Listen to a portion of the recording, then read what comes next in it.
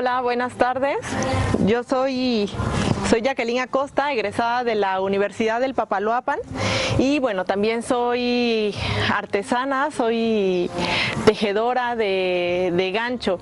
Y bueno, mi familia, más bien mi abuelita, teje desde hace muchos años, y nosotras, me refiero a mi hermana y yo, aunque en general es toda mi familia, nos unimos como a la tradición del son jarocho. Descubrimos que éramos soneros de toda la vida, y además de nuestros abuelos nos venía, y de nuestros bisabuelos nos venía esta tradición. Y bueno, un día comenzamos a formar este grupo de son, de música tradicional, y a presentarnos y a visitar, a ir a fandangos. Y en este tiempo, bueno, mi abuelita comenzó a hacernos vestuario y a hacernos muchas blusas para que nos presentáramos, para que fuéramos a los fandangos, muchos fustanes, muchos como refajos o puntas que les llamamos también.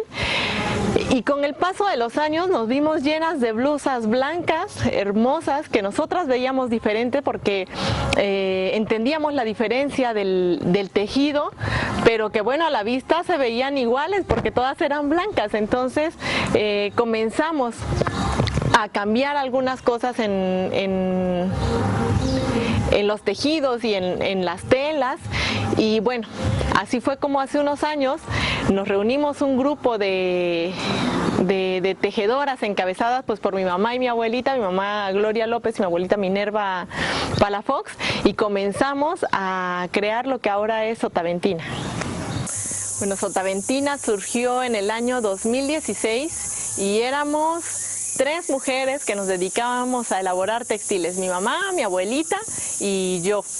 Nos dedicábamos a hacerlo todo, a hacer los tejidos, a hacer fustanes, a hacer blusas, a hacer la ropa, pero ya más de 5 años con Sotaventina. Bueno, somos un equipo de 30 mujeres que formamos parte de la región del Sotavento.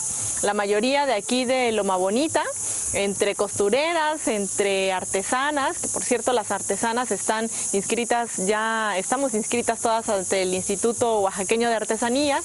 Y bueno, todo el equipo además que nos respalda, como la contadora, fotógrafo, y bueno, cada vez nos estamos llenando de más mujeres en esta empresa de Sotaventina. Mencionaba que la mayoría somos de aquí de Loma Bonita, pero el Sotavento, como bien sabemos, está integrado por 3 estados: el norte de Oaxaca, una parte del sur de Veracruz y una partecita de Tabasco. Entonces, de esta manera también está integrado Sotaventina con artesanas pues de gran parte de la región del Sotavento.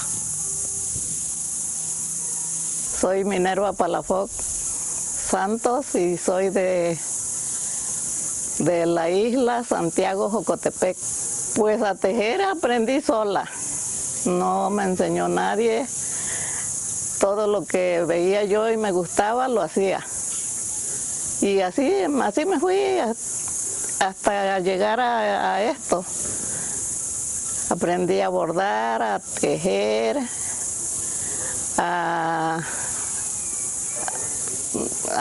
tejer, a bordar, y luego me puse a hacer la rejilla.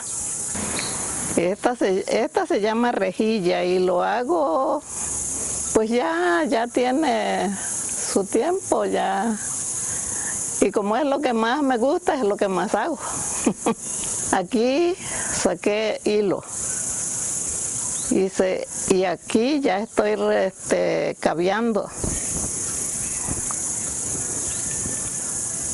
Aquí ya voy amarrando los hilitos para luego hacerle el bordado. Y aquí ya estoy rellenando la labor que hice de sacar hilo, caviar.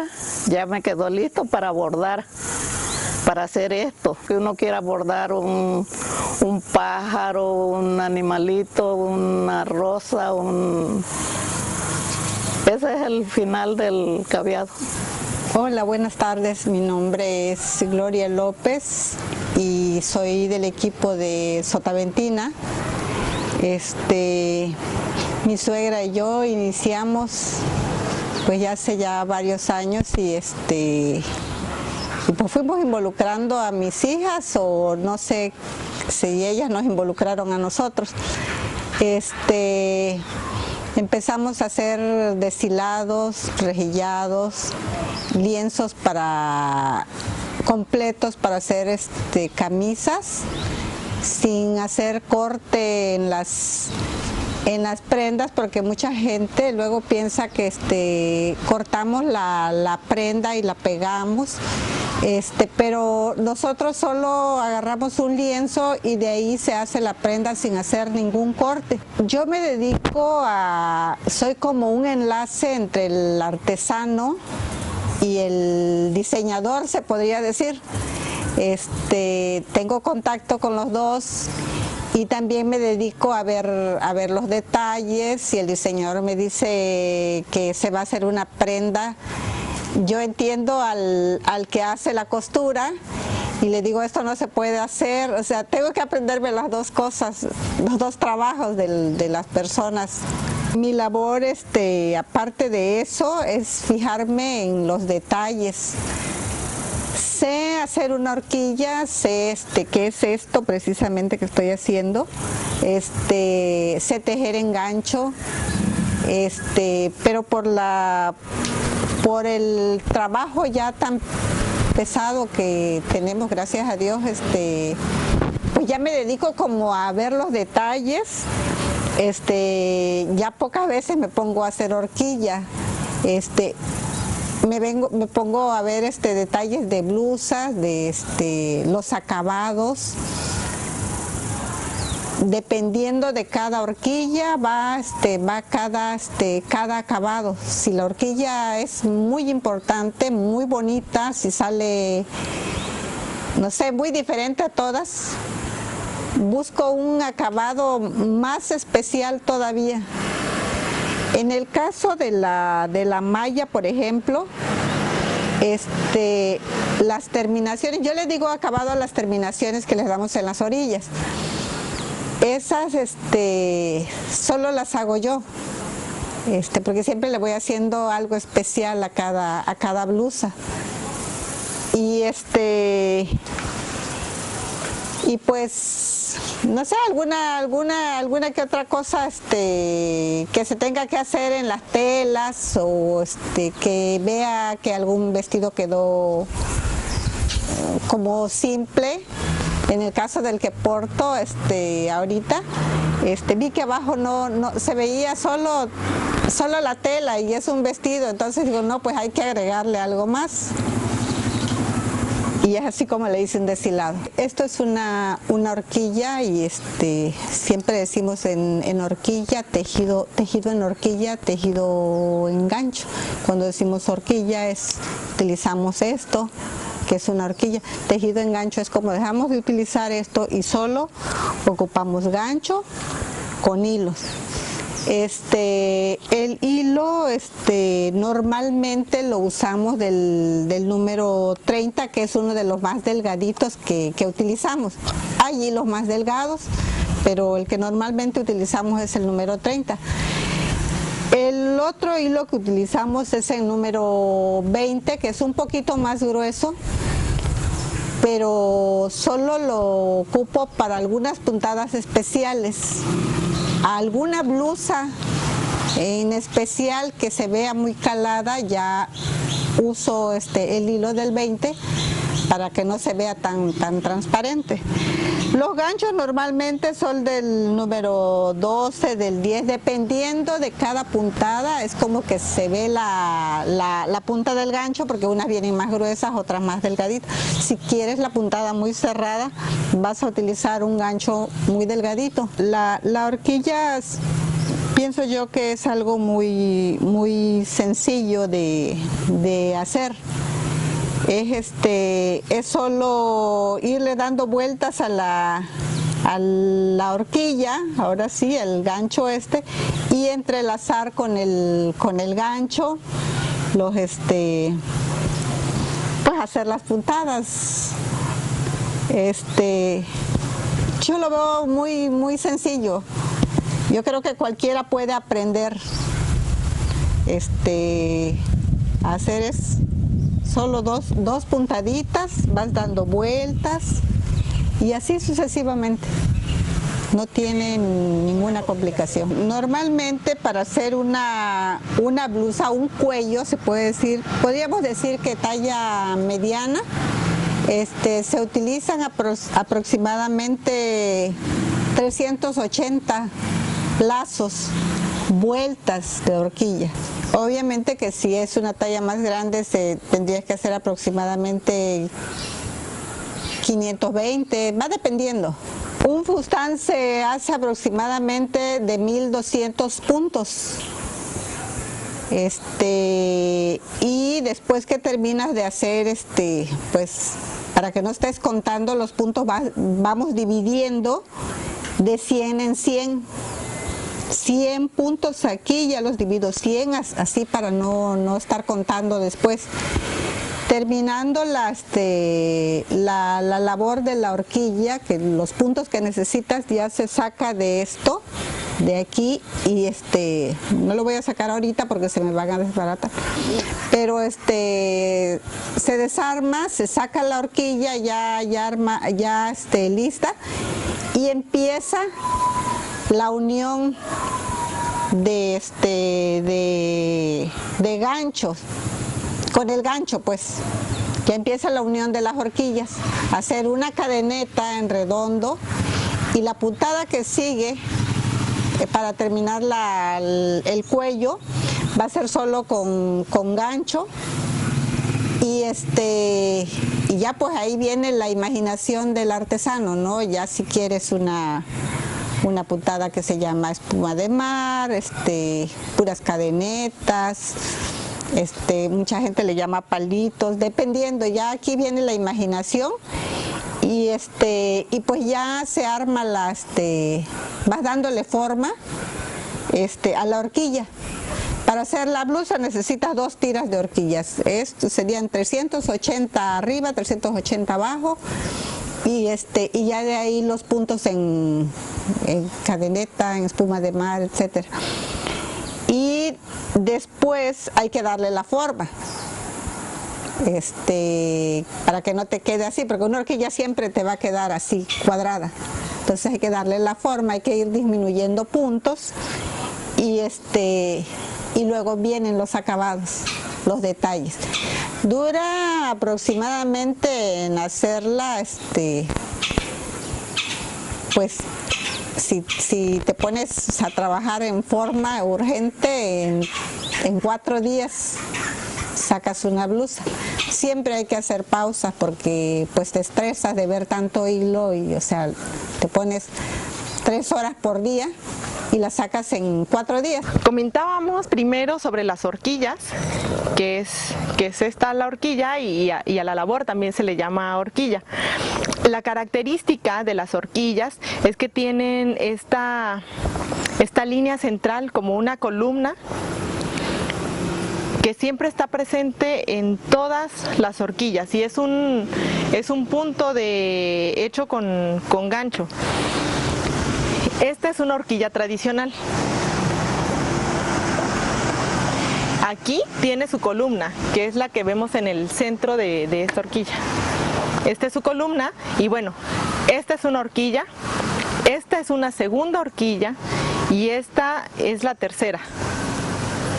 Tiene 3, 1, 2, 3 horquillas. Mencionaban también anteriormente que cada horquilla para un fustán, que es esta pieza que está aquí,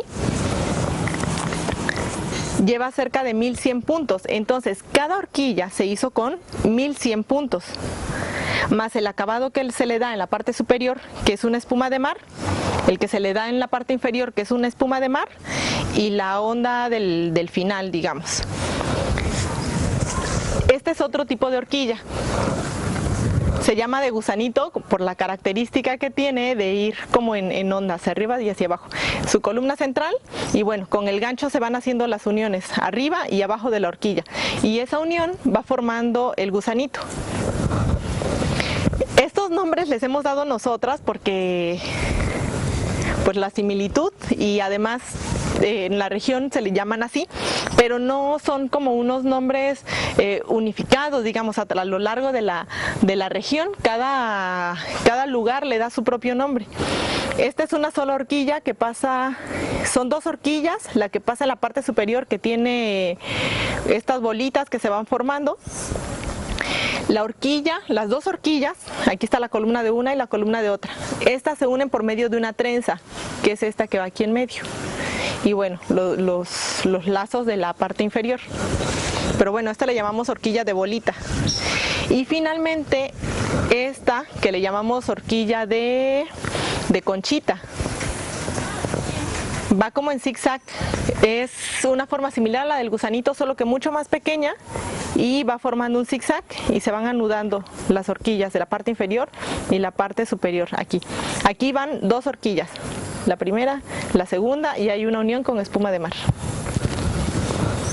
Así como estos, bueno, les acabo de mostrar 4 estilos de horquilla, pero se pueden hacer una gran cantidad de diseños con la labor de la horquilla.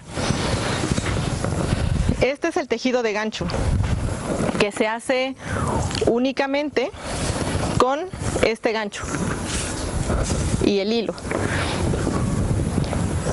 El tejido de gancho se puede hacer como en aplicaciones corridas, como el vestido que traigo que se hizo de corrido, digamos, o se pueden hacer en aplicaciones. Las aplicaciones es que se hace como figura por figura y se van uniendo. Este es de aplicaciones. Si ven, se nota la misma figura puesta a través de como a lo largo del fustán, que es la primera aplicación, segunda, tercera, cuarta, y así se viene. Y en la parte inferior también. Y bueno, está unido por arquitos, que son estos, y también se hicieron con tejido de gancho. Les voy a mostrar otros 2 diseños de aplicaciones. Se hicieron de igual manera, se hace como pieza por pieza y se unen. Esta es una flor y esta es la aplicación que se repite a lo largo de la blusa. Esta también es una blusa elaborada en aplicaciones, solo que en aplicaciones muy pequeñas. Y aquí está la aplicación, es esta flor que se va repitiendo a lo largo de la blusa y en las mangas. Entonces estas aplicaciones nos permiten dar muchas formas y jugar con el tejido, porque las podemos ensamblar a lo largo, hacia arriba, en diagonal. Entonces nos permite diversificar las formas de las piezas que hagamos, de los vestidos, de las camisas. Y bueno, estas son las labores que nosotras elaboramos en Sotaventina y que son además muy representativas de la región del Sotavento. Esta es la que mostraba mi abuelita, que es un caveado. Ella estaba rellenando con rosas pequeñas. Esa está rellena con una guía de flores. Aquí va la guía. Son hojas, viene por debajo, hojas, hojas, hojas, y viene la flor y continúa. Le llamamos guías porque está, digamos, guiada por una sola cintilla a través de toda la labor del fustán, que es este. Termina con un tejido de gancho.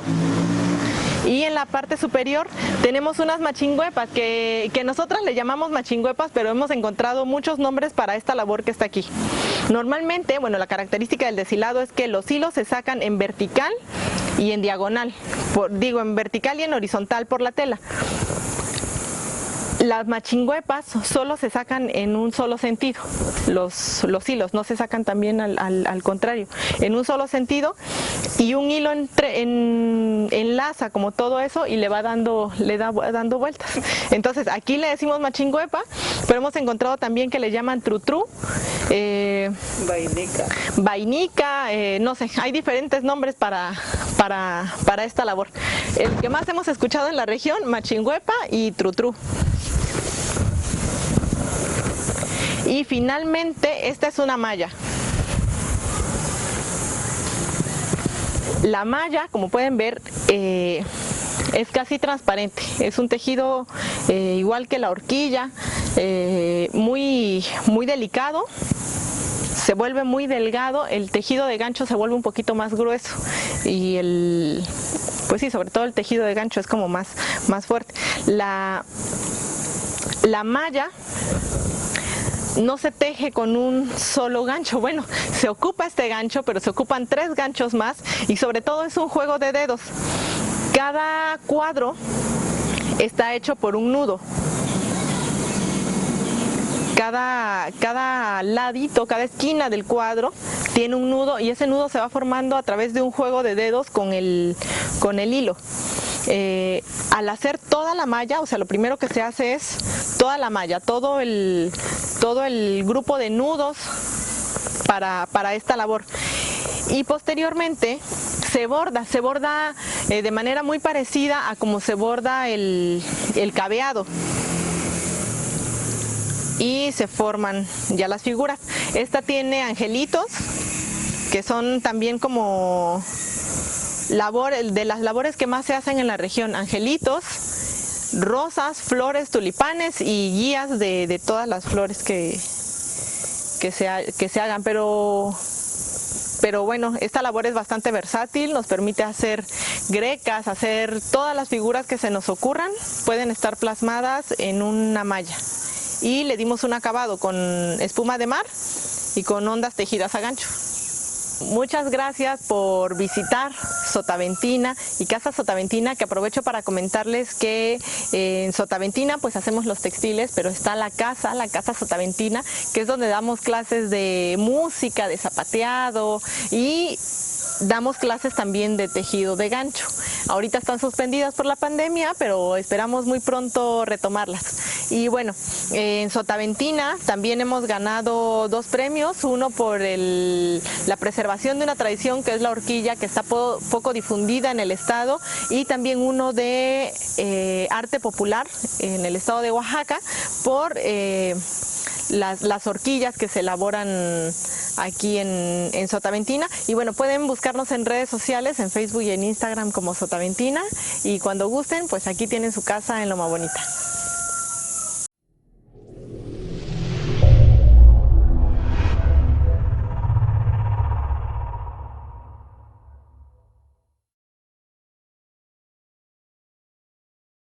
¿Qué tal?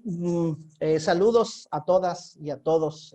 Bienvenidas, bienvenidos a esta actividad, una más de la 13ª Semana de las Culturas de la Universidad del Papaloapan. Una sesión, yo digo que muy especial por la calidad de la invitada que tenemos el día de hoy, y por el tema también que creo que atañe mucho a aquellos que están interesados pues en este tema de la protección del patrimonio cultural inmaterial, pues de los pueblos originarios, de los pueblos afromexicanos, de los mexicanos en general, y particularmente de Oaxaca, en virtud de que también pues la senadora que nos acompaña el día de hoy pues es representante de nuestro estado.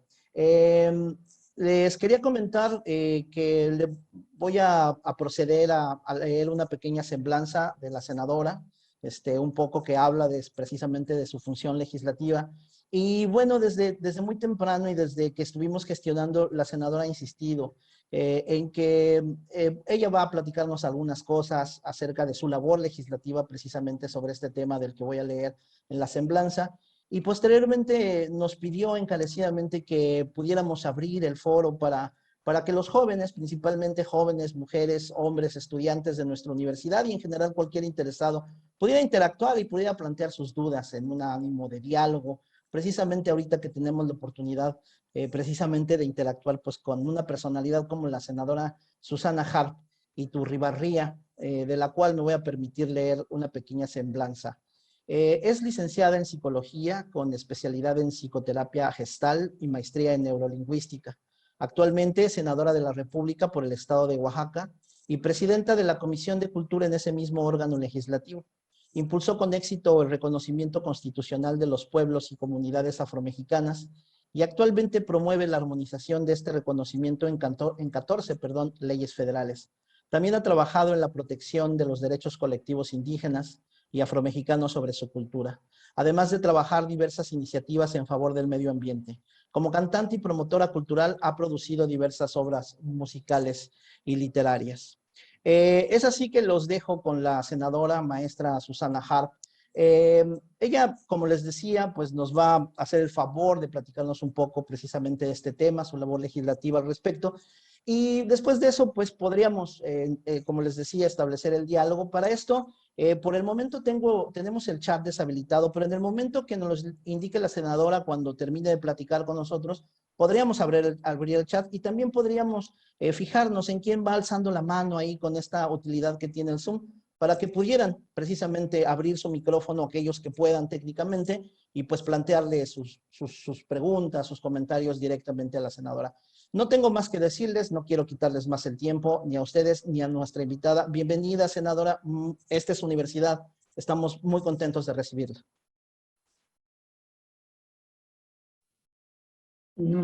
Muchas gracias. La agradecida soy yo. Siempre tener estos espacios de encuentro, pues es un enriquecimiento, yo espero que de ambos lados, porque para nosotros nos da muchísima tierra, muchísima posibilidad de saber hacia qué otros lados debemos de seguir trabajando, porque cada quien conoce un poco de Oaxaca, un poco de su Oaxaca, así es que yo soy la más agradecida.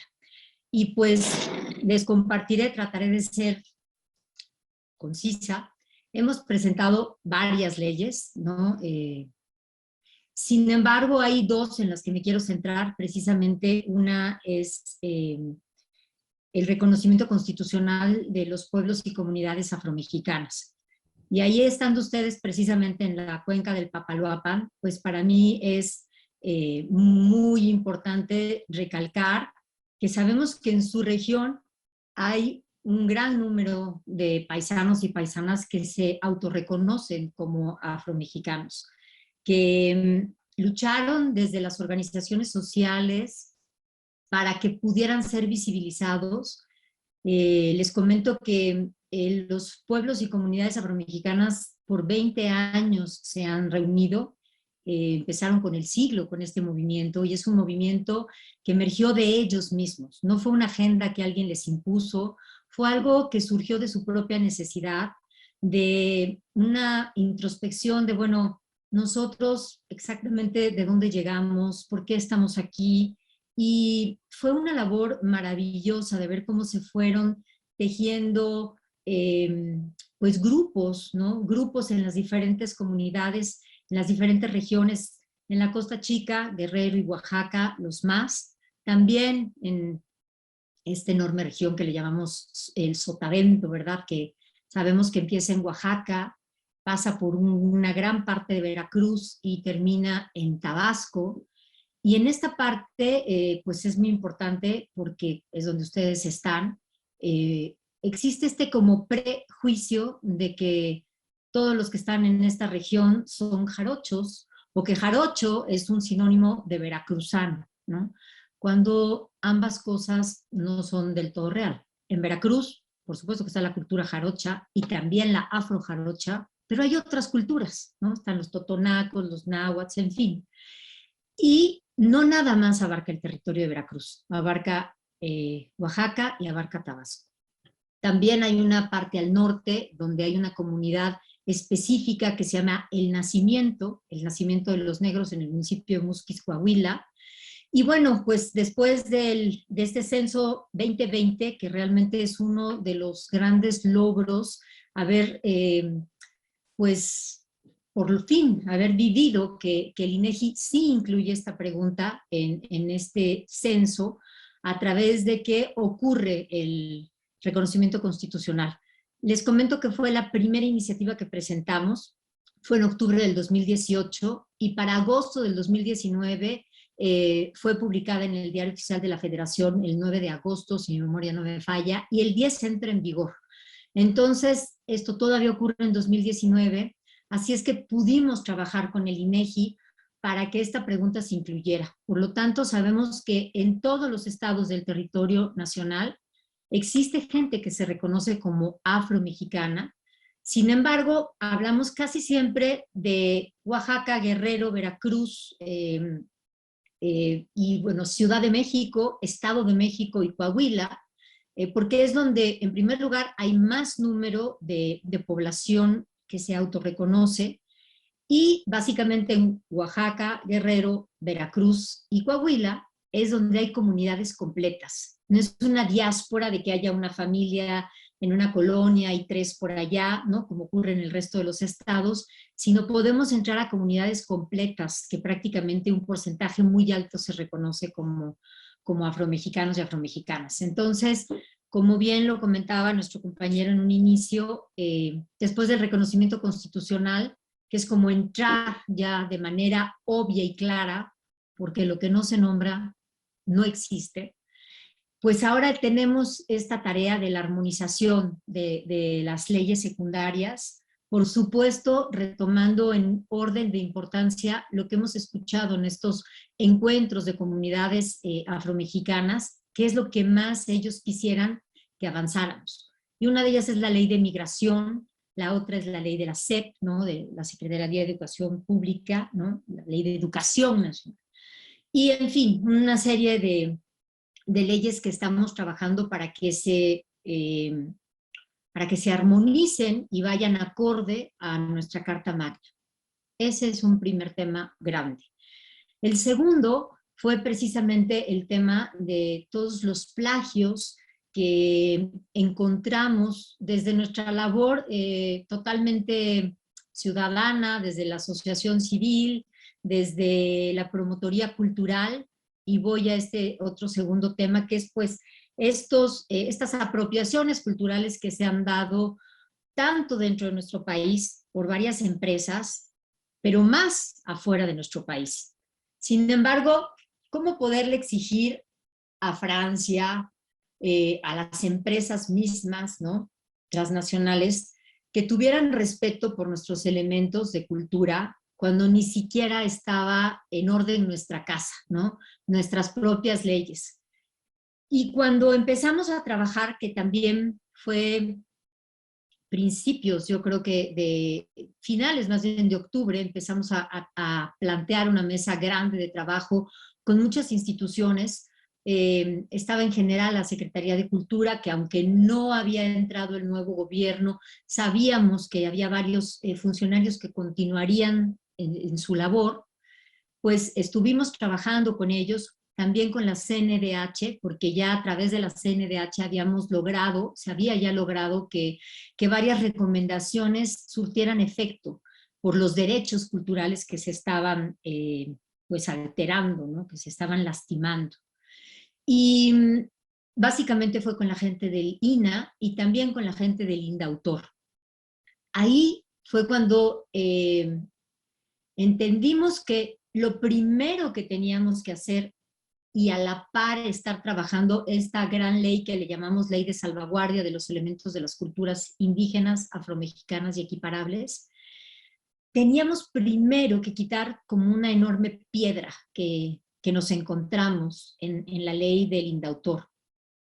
Porque esta ley, en un capítulo que se llama de las culturas populares y los símbolos patrios, permitía el uso de cualquier elemento de cualquier cultura mexicana.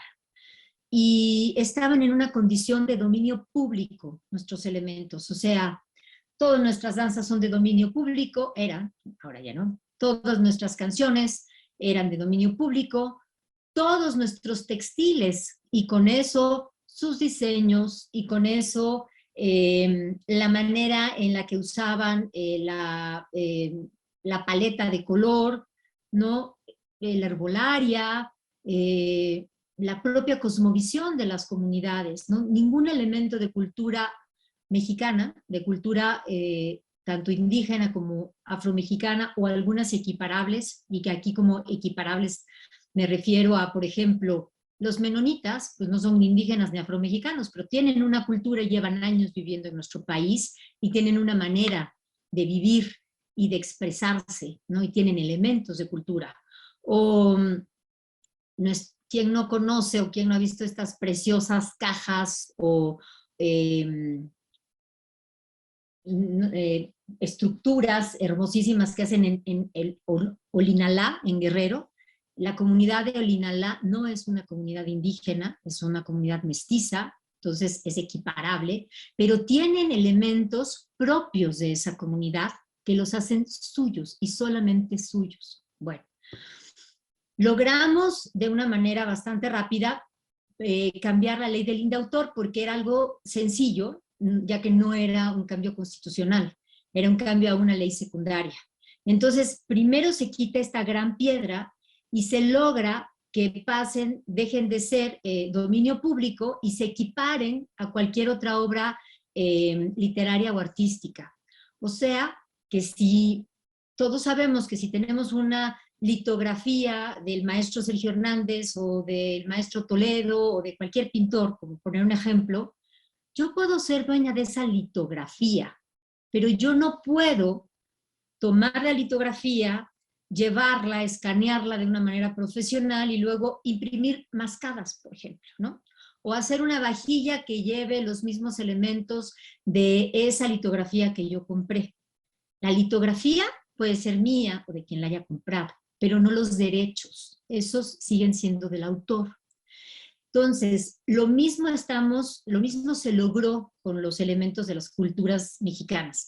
Este huipil que estamos viendo, por ejemplo, ahorita en la pantalla, es un huipil de Huautla de Jiménez. Sin embargo, una empresa, Zimmerman, retoma y se inspira, que son las palabras mágicas que usan siempre las gentes que nos plagian, como decimos de manera común, ¿no? Que usan este tipo de elementos y los copian, ¿no? Para usufructo de esa persona o de esa empresa. Aquí, por ejemplo, pues es evidentemente una apropiación cultural. Sin embargo, ahora ya con la ley cambiada del indautor, ya cualquier empresa debe de pedirle permiso a la comunidad. Esta ley de indautor y el carácter que tiene indautor es un carácter conciliatorio.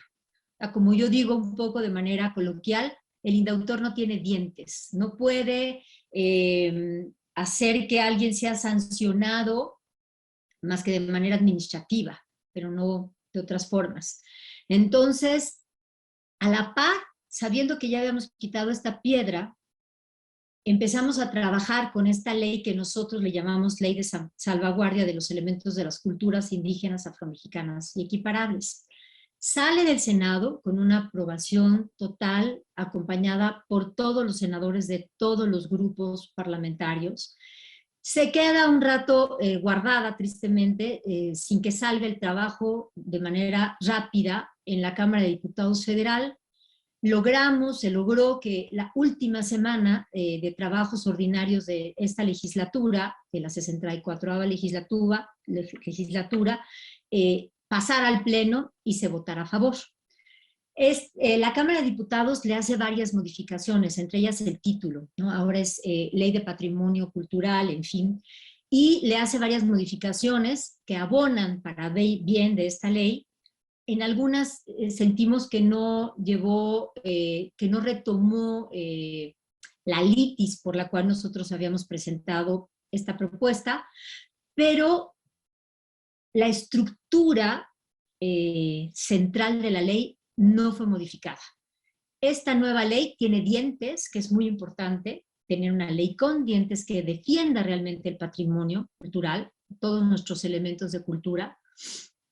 Así es que estamos esperando este 1 de septiembre, iniciamos apenas la legislatura, así es que a la brevedad haremos lo propio ya en la Comisión de Cultura para que salga ya la resolución, que todo indica que será en positivo, porque como les comentaba, todos los senadores y senadoras estuvimos a favor de esta propuesta, la pasaremos al Pleno y esperaremos que de manera rápida pueda ser ya publicada en el Diario Oficial de la Federación para que entre en vigor.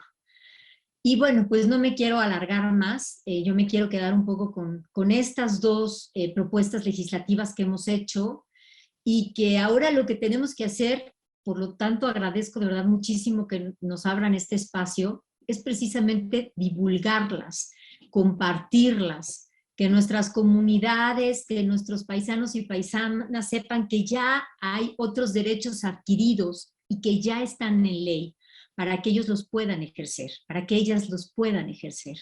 Entonces, pues me quedo un poco con esta presentación. Les agradezco muchísimo este espacio, esta plataforma, y pues yo los invito al diálogo.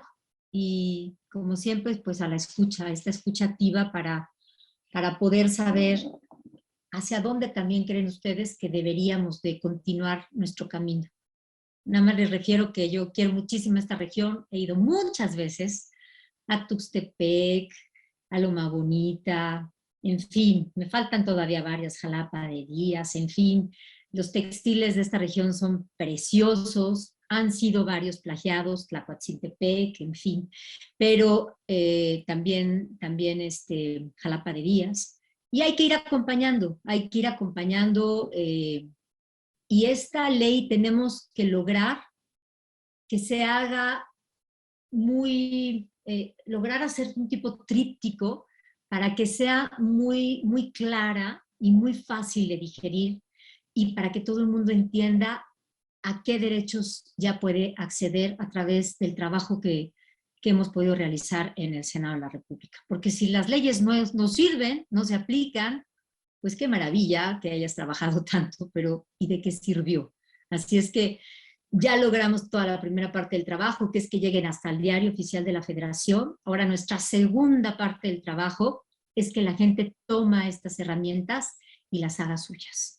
Y para esto vamos a necesitar mucho apoyo y ojalá nos podamos también basar en todo este trabajo que ustedes hacen como universidad para que puedan ser portavoces junto con nosotros pues de buenas noticias, ¿no? De cosas que se han logrado y que de lo que se trata es que es en beneficio de todo el país, pero pues empecemos por casa, con nuestros paisanos y paisanas.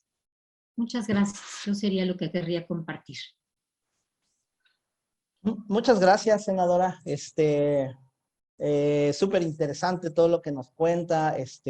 Digo, como comentario nada más en lo que las compañeras, alumnos, compañeros profesores, profesoras se animan a comentar o a preguntar algo, pues nada más como comentario, sí, en efecto, la senadora nos ha visitado en varias ocasiones desde que era candidata y frecuentemente tenemos acá su visita.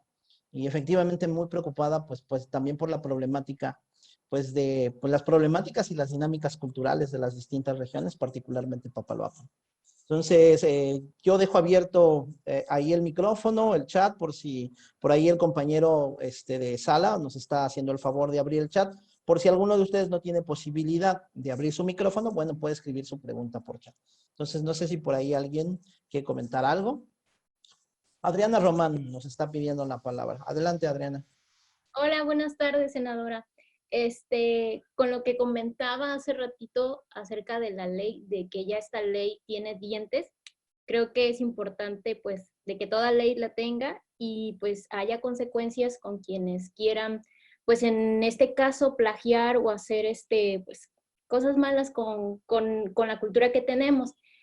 Pero mi pregunta va dirigida a, bueno, esta ley tiene dientes, hay consecuencias para quienes actúen de mala forma, pero ¿qué beneficios hay para los artesanos, para los que pues crean? ¿Qué es lo que se espera con esta ley? O sea, no nada más como esta parte de castigos, por decirlo así, sino qué beneficio le está dando al artesano, qué le está asegurando que sí en efecto se va a cumplir esta ley. Claro que sí, Adriana. Mira, esta ley que vuelvo a comentar, la que ya está vigente es el cambio indautor, que ahí mismo se puso en los últimos artículos que quien quiera hacer algún tipo de usufructo de algún elemento de cultura indígena, ¿no? Básicamente textiles, etcétera, tiene que acercarse forzosamente a la comunidad. Aquí viene el gran reto. Y les cuento, esta ley esta segunda ley que hicimos es una ley que no existía, es una ley nueva, ¿no? Esta ley de patrimonio cultural que sí se acabó nombrando en Cámara de Diputados.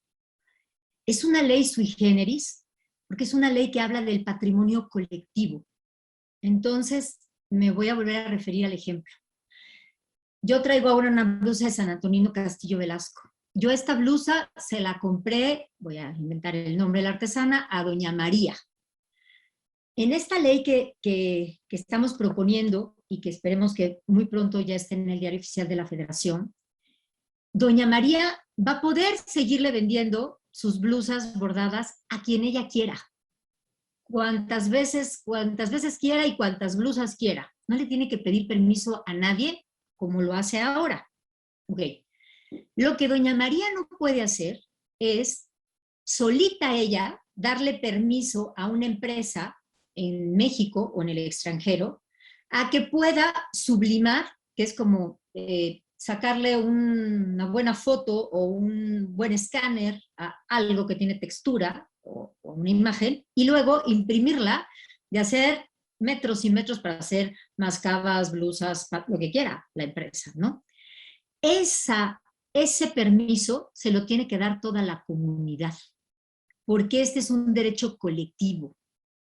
En la comunidad de San Antonino, refiriéndome a esto que traigo puesto, pues hay gente que se dedica al campo, hay gente que son mototaxistas, hay mucha gente que no forzosamente está involucrado, porque, por ejemplo, para hacer esta blusa hay quienes la pintan, quienes hacen el diseño y hay quienes la bordan, y también hay quienes luego unen las partes. Entonces hay todo un proceso. Pero no toda la comunidad tiene por qué dedicarse a eso. Sin embargo, el mototaxista de San Antonino también es dueño de este patrimonio en cuanto a un saber comunitario. Entonces, por ejemplo, con esta comunidad, hace apenas una semana y fracción, se hizo una asamblea comunitaria para, en primer lugar, generar esta lista de cuáles son los elementos que toda la comunidad reconoce como propios.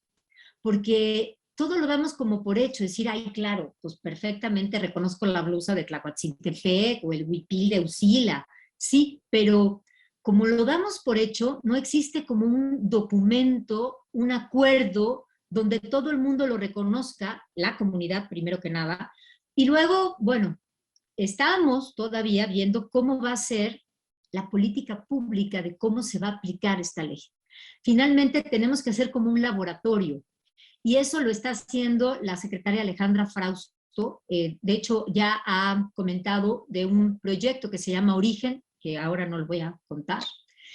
Y regreso a tu pregunta. ¿Qué es lo que se va a llevar la comunidad si fue plagiada? Es que la comunidad lo va a definir. Ni tú, ni yo, ni el indautor, ni nadie. O sea, la comunidad tendrá que reunirse y decidir, uno, si sí le da permiso a esa empresa de continuar usando ese elemento o no. Y te voy a poner ahí un ejemplo. Ya echamos a andar, ya probamos que el cambio de autor funcionó, porque en 2 ocasiones fue usada la imagen de los voladores de Papantla, una para una cerveza y otra para vender una camioneta en Veracruz, de una marca. Y llega una representación de voladores a pedirnos que por favor les apoyemos y simplemente acompañamos su camino con Indautor y ellos presentaron esta queja.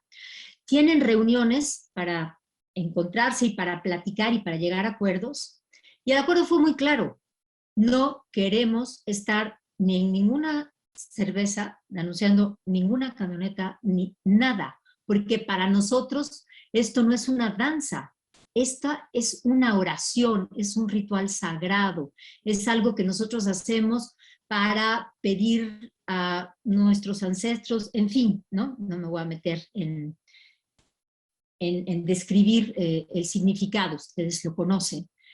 Entonces, a lo que se acordó es que se quitaba, punto. No había negociación, no había punto de negociación. Sin embargo, hay otras cosas. Todos sabemos que muchas artesanas y artesanos hacen tallas de madera o huipiles o rebozos porque claro que los quieren vender.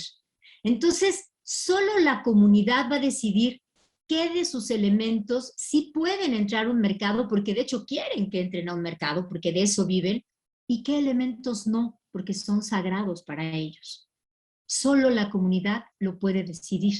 Y solo ellos sabrán si le van a pedir a la empresa que les construya una escuela, te pongo un ejemplo, o deciden que sea algo en efectivo y la comunidad sabrá cómo distribuirlo o redistribuirlo. Solo ellos van a decidir qué sí y qué no, y cómo, y en qué términos. Por supuesto el Estado los debe de acompañar. ¿Por qué? Porque evidentemente las comunidades todavía no tienen esta expertise. Para eso están las instituciones, para acompañarlos, pero no para tomar decisiones por ellos. De eso se trata la ley. Muchas gracias. Muy bien.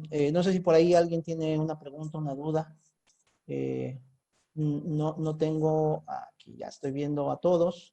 Y no sé si alguien... Sí, adelante, por favor.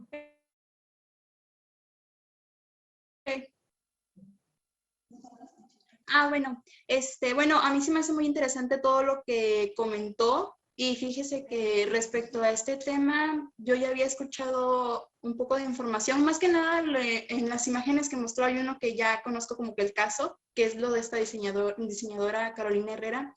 Entonces, desde que salió las imágenes o lo que ella hizo, fue como que un poco conocido, ¿no? Porque sí era muy obvio el plagio que estaba realizando hacia las culturas de acá.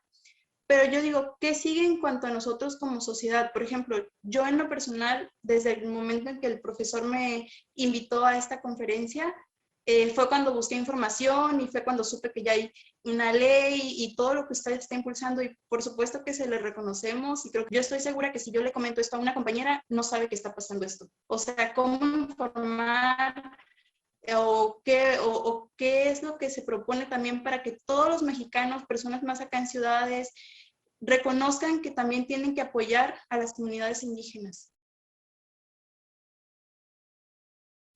Muchas gracias, Carolina. Pues un poco era lo que yo les pedía, ¿no? Al final de mi primera intervención, decir, hacer la difusión de que ya existen estos derechos y que ya podemos ejercerlos es bien importante. Desde el Senado de la República, pues digo, el propio Senado tiene contratado ciertos spots, ¿no? En televisión, en radio, yo qué sé, en sus propias redes. Yo misma trato de hacer el ejercicio como una senadora más. Sin embargo, es bien difícil poder llegar a nuestras comunidades y más con la orografía que tenemos en Oaxaca, que tenemos un estado maravilloso y muy complejo a la vez, ¿no? O sea, estas enormes montañas nos hacen tener gran parte de la biodiversidad que hay en nuestro país, pero la comunicación, la conectividad, pues es muy compleja y todos lo sabemos. Por eso decía yo, qué bueno que ya está la ley, qué bueno que ya está en el diario oficial, pero la segunda parte y la que debemos es comunicar, de una manera clara, sencilla, accesible. Evidentemente la ley se tenía que hacer en los términos que se tenía que hacer, ¿no? Cuidando todas las formas legislativas, pero yo un poco digo de broma a mi equipo, ahora vamos a hacer un tríptico que esté en español, ¿no? En algo sencillo que cualquiera podamos entender, no tendríamos por qué ser expertos en derecho para poder entender qué beneficios, qué nuevos derechos tenemos. Si lo hacemos de esta forma, pues estamos excluyendo un montón de nuestra población, incluyéndome a mí. O sea, yo le entiendo ahora, pues porque tuve y tuvimos en equipo que hacer, generar, ¿no? Sabía yo a dónde queríamos llegar, pero toda esta parte de la expertise y de la terminología tenemos que hacerla accesible.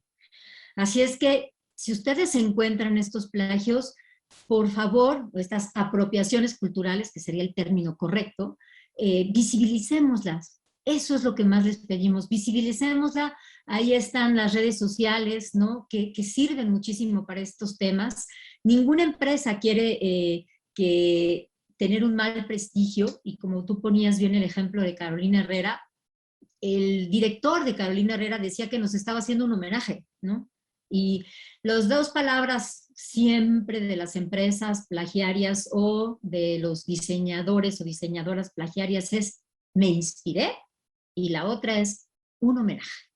Entonces, pues cuando pasó el tema de Carolina Herrera, yo decía, a ver, fíjense qué ridículo se oye al revés. O sea, que esa marca haga un homenaje a las culturas mexicanas suena como muy comprensible y hasta le aplaude mucha gente, ¿no?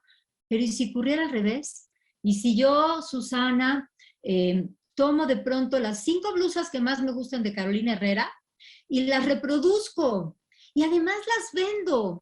Y además digo, no, bueno, es que es un homenaje porque vean qué increíbles están sus diseños. Y además las cobro, ¿no? O sea, ¿no? Ridículo. Me va a llegar una demanda en 2 segundos.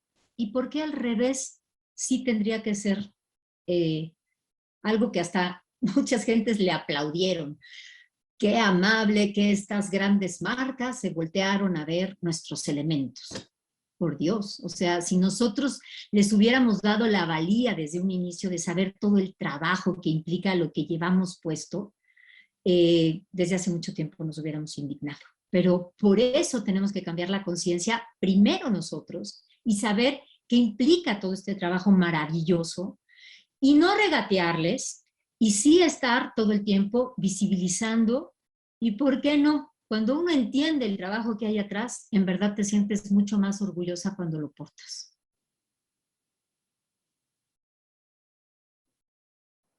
Claro, es un gran ejemplo ese de qué pasaría si nosotros le hacemos un homenaje a las grandes marcas europeas, ¿no? No sé si por ahí hay, por acá hay una pregunta en el chat, me voy a atrever a leerla directamente. Por ahí también alzó la mano Adriana Hernández y Alejandra González. Vamos en este orden. Vamos primero con el profe Felipe, después Adriana Martínez y después Alejandra González, ¿va? Entonces, bueno, no sé, senadora, si prefiere que le lea esta y que las dos chicas hagan sus preguntas y las responda en conjunto o una por una. No, una por una. Ok. Y yo trataré de ser breve en la respuesta. Gracias. Ok, una pregunta del doctor Felipe Becerril. Y se pregunta, en el caso de nuevas creaciones, entre paréntesis, artesanías consolidadas recientemente, ¿está previsto algún protocolo o procedimiento para registrarlo y goce de los beneficios? Es decir, obligaciones de esta ley. Gracias y congratulaciones por esta charla. Esta es pregunta, pero esta es pregunta por si no hubiera más. Ah, ok. Dice que su pregunta por si no hubiera más preguntas. Pero bueno, no sé si quedó por ahí clara la pregunta. Sí, creo que sí la entendí. Ok. Eso, o sea, se está haciendo con esta ley de patrimonio, insisto, va a ser un laboratorio. Seguramente va a haber cosas que nos quedaron divinas en la ley, pero que seguramente no van a funcionar como nosotros de buena fe creímos que iban a funcionar. Y les comento que hicimos foros, o sea, nos sentamos tanto para el reconocimiento constitucional de los pueblos y comunidades afromexicanas como para estas dos leyes, nos sentamos con muchas gentes de las comunidades indígenas, especialmente de las más plagiadas, y escuchamos qué era lo que ellos querían encontrar al final, que esta ley les arropara, les cubriera. Y, a ver, algo de nueva creación. Ahí hay un filito muy complicado. ¿Cómo decidir si una blusa está inspirada realmente o es de nueva creación? ¿O es un plagio velado, por decirlo de alguna manera? Le modifiqué 3, 4 cositas, pero la verdad, pues es la blusa de rejilla que se usa en el traje de Tuxtepec, ¿no? O sea, le quise dar la vueltita. Ahora, hay que tener mucho... es una ley compleja porque las comunidades son comunidades vivas. Entonces, ¿quién generó esta propuesta? ¿Alguien de la comunidad? Pues las comunidades son vivas. O sea, yo he ido, por ejemplo, también muchísimo tiempo al Istmo de Tehuantepec y veías desde en Juchitán, entrabas al mercado y de pronto, e incluso ellos tienen como modas, ¿no? De pronto usaban ciertas tonalidades. Después un día regreso a Juchitán y veo que hay trajes hechos con listones. Después regreso a Juchitán y veo que hay trajes ahora tradicionales pintados por pintores, ¿no?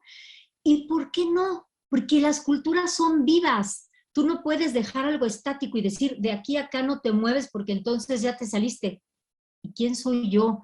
¿Quién es el antropólogo con más doctorados del mundo para prohibirle a una cultura viva que vaya cambiando y se vaya reinventando? Entonces, si emerge de la comunidad, sigue siendo un patrimonio colectivo. Si en un momento dado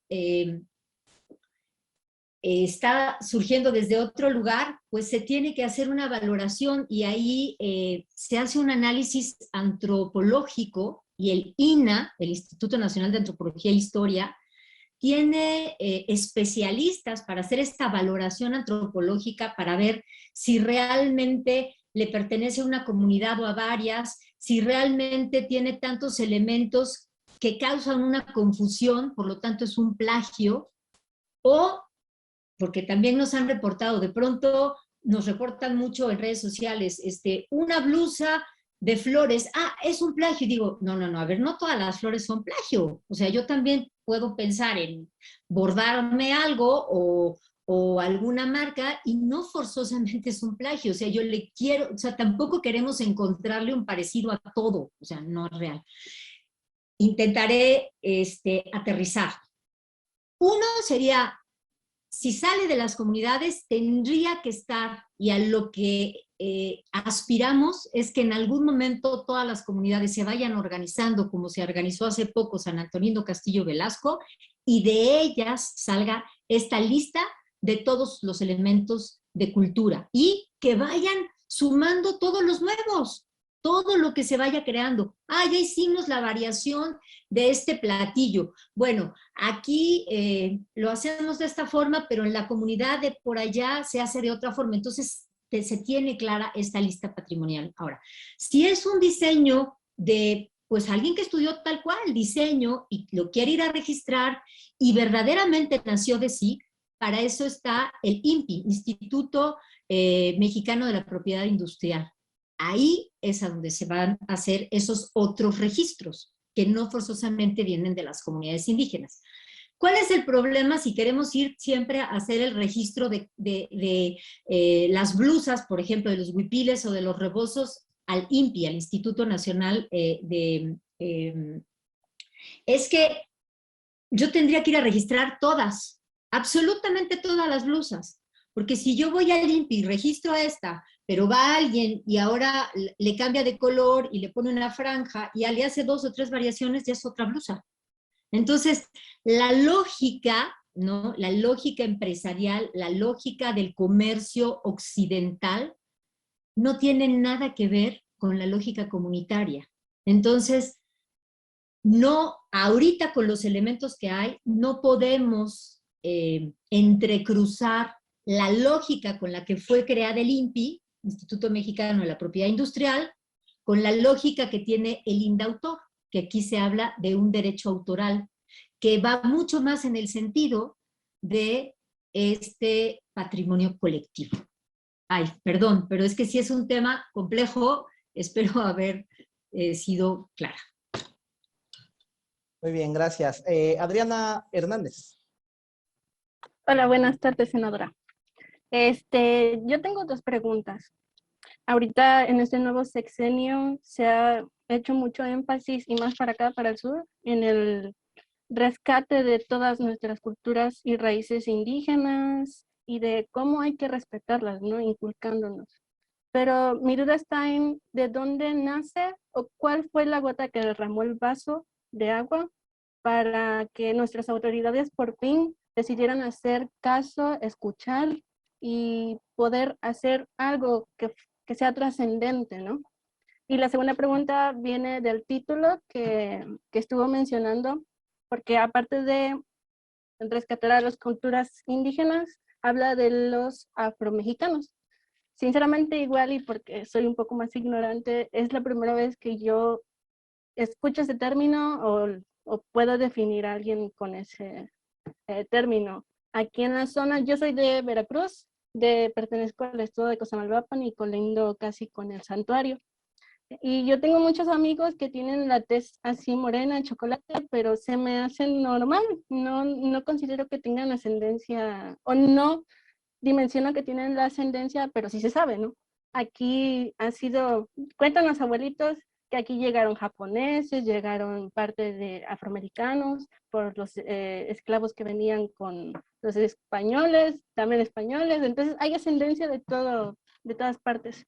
¿Por qué deciden hacerle el reconocimiento a estas culturas, a esta población afromexicana? ¿Ha sido demasiado discriminada o abarca gran parte de la población mexicana, o por qué deciden hacer esta separación. O bueno, ya se creó una separación en mi cabeza. Gracias, Adriana. Pues tú misma respondiste. En efecto, la gente afrodescendiente, para llamarla de esta manera, llegó en condición de esclavo desde que llegó el primer español. Llegaron los primeros afrodescendientes. Los primeros no en condición de esclavo, porque venían incluso con Hernán Cortés y eran parte de su comitiva. Pero inmediatamente cuando ya se establecen y bueno, empieza a ocurrir lo que ya sabemos, ¿no? De este encuentro, para algunos conquista, para algunos encuentro, empiezan a necesitar mano de obra porque en nuestro país ocurre una guerra bacteriológica, porque los españoles llegan y aquí hay una epidemia de viruela negra y se muere muchísima gente, muchísima gente. Entonces, pues no hay mano de obra, ¿no? No hay mano de obra como ellos la quisieran. Además, la Iglesia Católica le obliga a la corona española a tratar de una manera humana a los pobladores de este continente. O sea, no los pueden hacer esclavos, en teoría. Entonces, lo que hacen es empiezan a traer gente en condición de esclavos de muchos lugares de África. Ellos, cuando nace México como país en 1821, ya llevaban 3 siglos en este continente. Y cuando nace México, pues ellos ya estaban aquí. Ellos intervinieron en la independencia, en la reforma, en la revolución. Y por eso hablamos en plural, Adriana, de culturas y comunidades en este reconocimiento constitucional. Porque no es lo mismo la cultura afromexicana que se genera en la Costa Chica. La Costa Chica, de manera coloquial así se le llama, ¿no? Empieza en Acapulco, Guerrero, y termina por ahí de Huatulco, Oaxaca, ¿no? Entonces es esta franja costera donde hay muchísimas comunidades, que si tú entras a esas comunidades como Collantes, por ejemplo, Adriana, te sorprenderías de que el 90% de la comunidad es negra. Y además ellos están encantados con que les digas negros. No es ninguna ofensa, lo viven con dignidad, lo viven con orgullo. Pero aguas, no estamos hablando de un colorímetro. O sea, no es que si mi piel tiene tal cantidad de pigmentación, soy afromexicano. Nosotros estamos hablando de culturas. Por eso hay gente que incluso tiene la piel clara que se reconoce como afromexicana. Perdón, y te la voy a complicar más, pero así es la cuestión. Hablamos de, por ejemplo, vámonos ahí al Sotavento, a donde estás tú. Parte de esa cultura jarocha son el son de el tablado, ¿no? Estos fandangos que se dan, estos sones jarochos que se les llama, ¿no? En esta región en especial se dio una cultura culinaria muy concreta. En esta región solamente a los esclavos se les permitía comer vísceras y tubérculos. Y a partir de eso, Adriana, se crea un montón de platos y platillos diferentes que ahora se pueden reconocer como una cocina afrojarocha, por decirlo de una manera así, ¿no? Entonces, hablamos de elementos de cultura.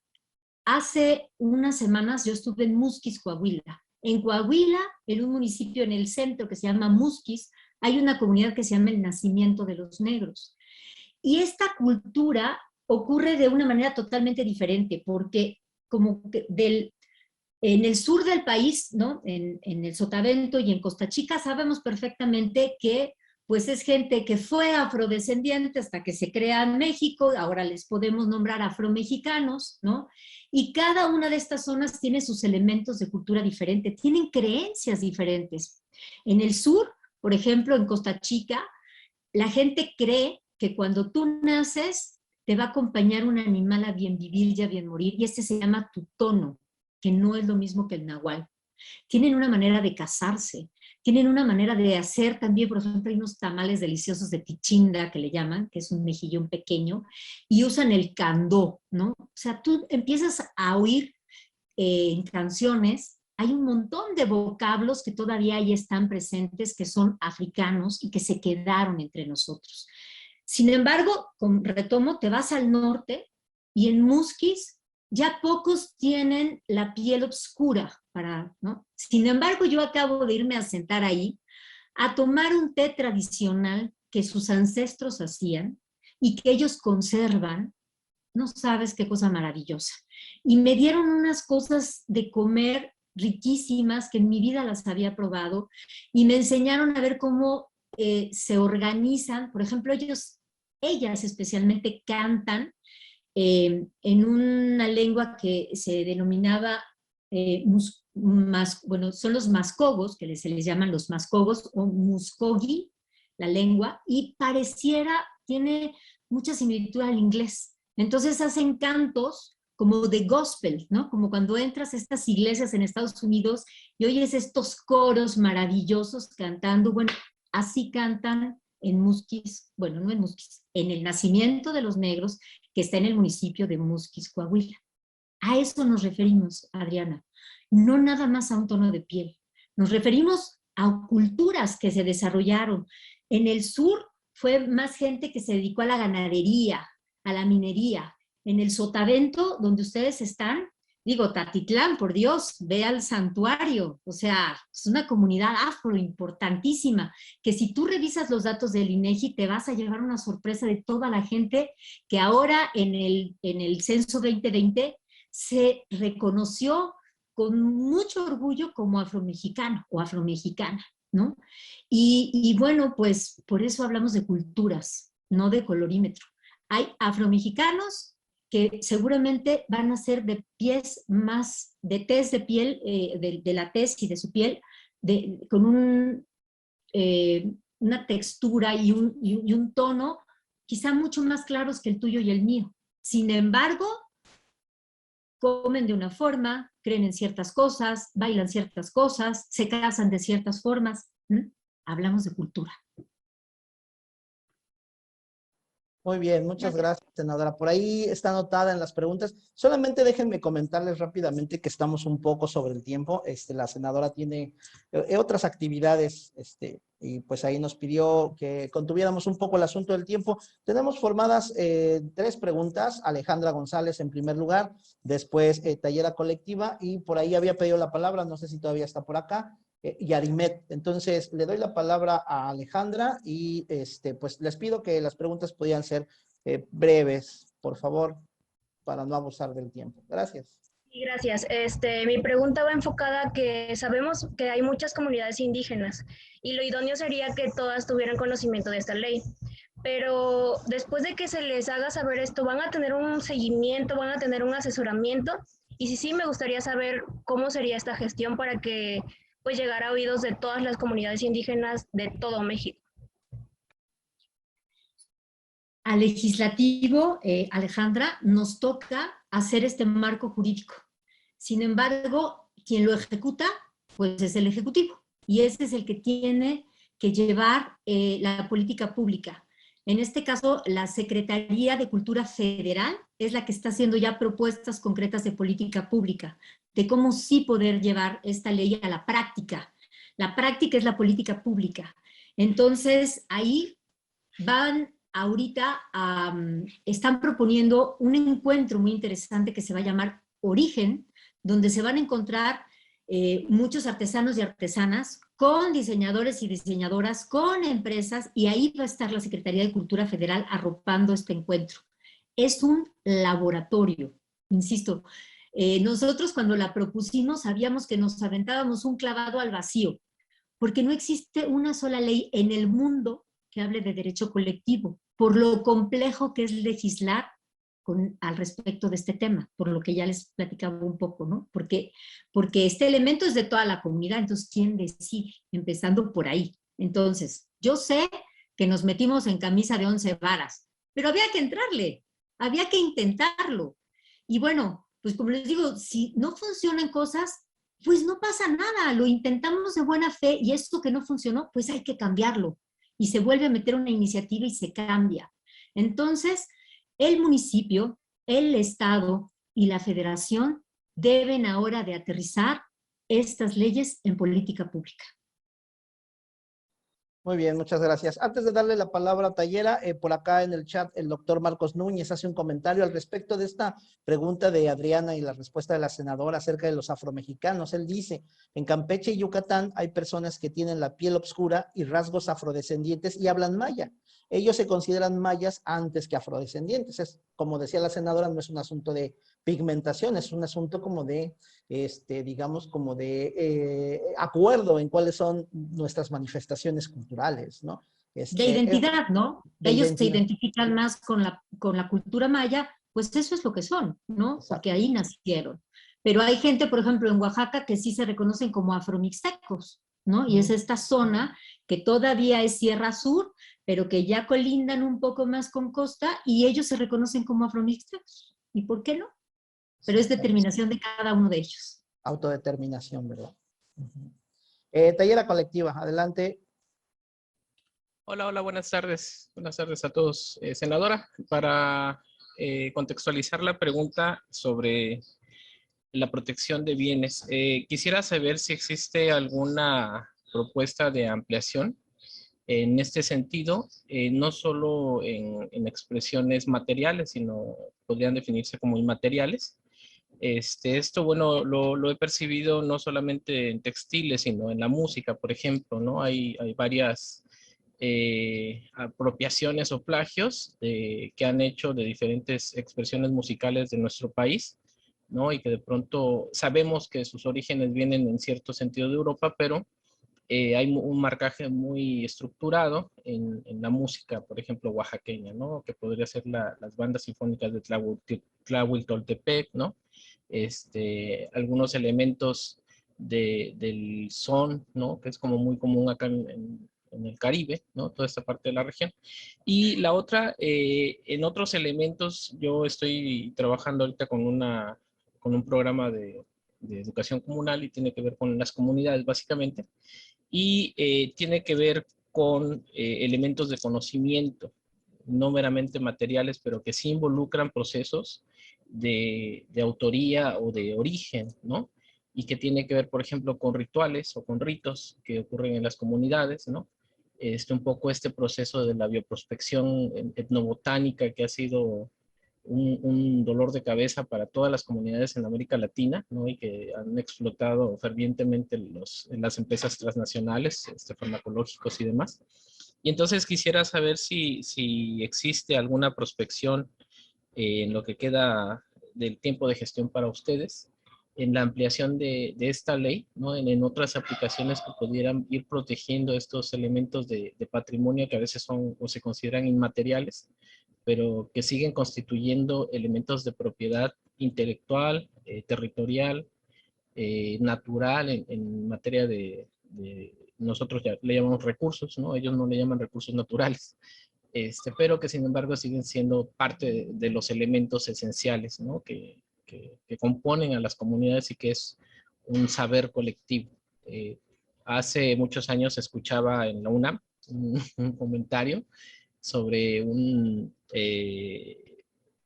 representante, ¿no? de Relaciones Exteriores que llega a Alemania en 1970-72 y le enseñan unos proyectos, ¿no? Donde estaban sembrando cultivos en maceteros que flotaban sobre el agua y el personaje hace preguntas al respecto, ¿no? De que cómo es que habían descubierto eso y las personas que hacen los cultivos en Alemania le dicen, pues es que son de México, dice, allá les llaman chinampas, ¿no? Pero, o sea, la implicación que tiene que ver el hecho de que en México a veces se desconocen los elementos y que lamentablemente, pues, desde otras perspectivas económicas se explotan, ¿no? Y al rato nos las regresan empaquetadas con costos más caros y impuestos más elevados. Esa es mi pregunta. Buenas tardes.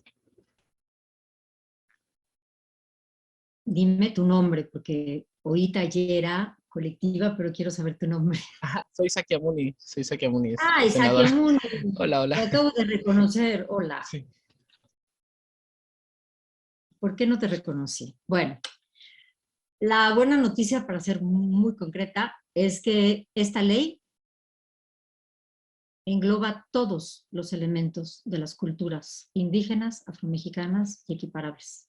No nada más hablamos de textiles en la ley, hablamos de todos sus elementos. Y precisamente nosotros no quisimos hacer esta diferenciación entre material o inmaterial, porque nos estábamos metiendo en conceptos que maneja la OMPI, la Organización Mundial de la Propiedad Intelectual, donde no, en primer lugar, no tienen que ver con nuestra Constitución. Nosotros, para generar una ley nueva, que es esta segunda que les comento que esperamos que en octubre ya esté en el diario oficial, teníamos que tejer desde algún artículo constitucional para que la ley fuera constitucional y no fuera inconstitucional, ¿no? No nos las decretaran como inconstitucional. Entonces, en el artículo 2 constitucional se habla de los elementos de cultura y desde ahí fuimos tejiendo todo lo demás. Y los elementos de cultura implica todo, lo que crees, lo que materializas, lo que bailas, lo que comes, que realmente es algo que toda tu comunidad se siente reflejado en ello, ¿no? O sea, es tu cultura, decía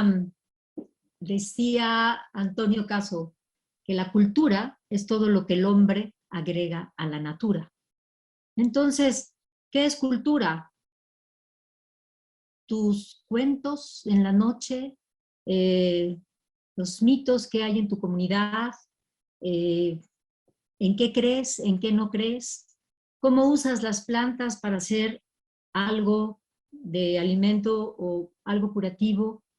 Por eso es lo importante, por eso estamos tratando de apurarnos e impulsar.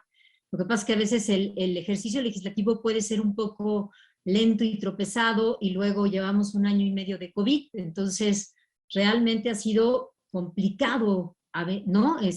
Empujar, pero bueno, lo logramos, ahora ya nos regresó a nuestra cancha en el Senado de la República y nosotros ya estamos listísimos para que en septiembre pueda pasar al Pleno y nos apuremos a que esta ley sea una realidad. Así es que, Sakyamuni, todo de lo que hablaste está incluido en esta ley. Nada más que es muy complejo. Yo creo que ahí sí nos tendríamos que aventar un par de horas solo hablando de esta ley. Y bueno, pues ahí tienen el Papaloapan, específicamente Ixtepec, al doctor José Samuel Aguilera, que si algún día lo invitan a la Universidad del Papaloapan, él les puede dar una cátedra maravillosa y clara de esta ley. La conoce a profundidad.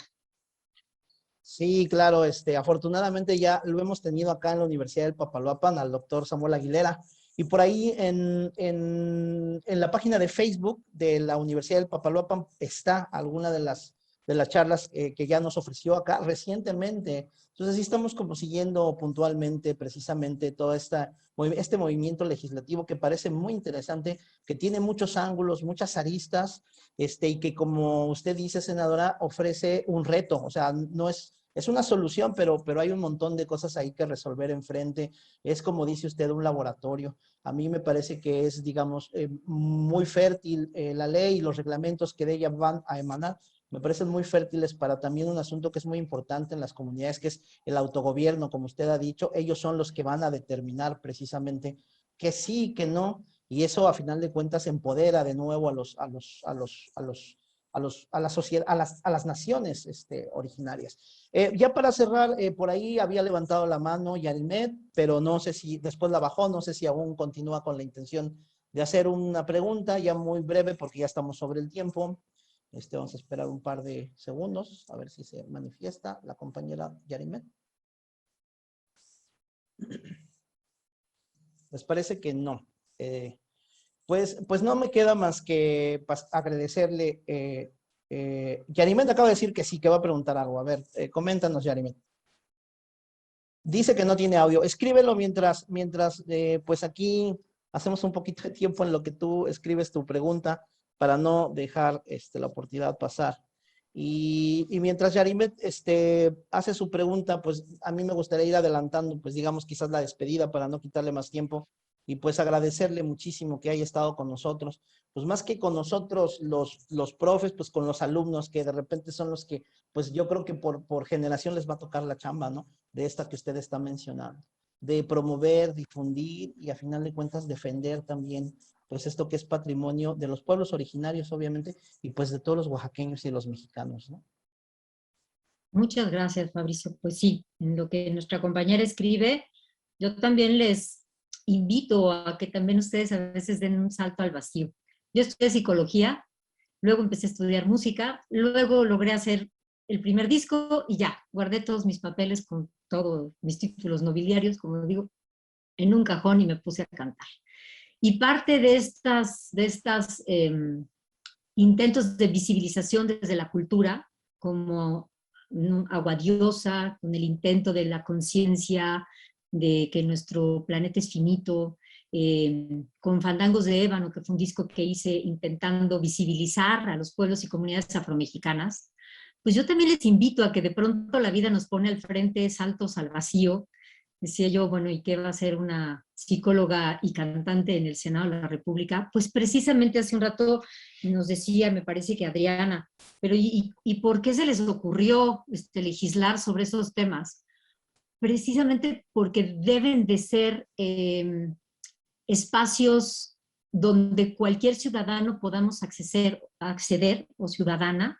Estos congresos locales, federales, del Senado de la República, debemos de saber que cualquiera de nosotros que estamos aquí podemos y deberíamos de tomar esta posibilidad de ser parte de este ejercicio social y de darle un rostro diferente a esto que se le llama política y que de pronto está tan manoseado y casi suena a no político igual a delincuente, y dices, no, porque política es trabajar por el bien común.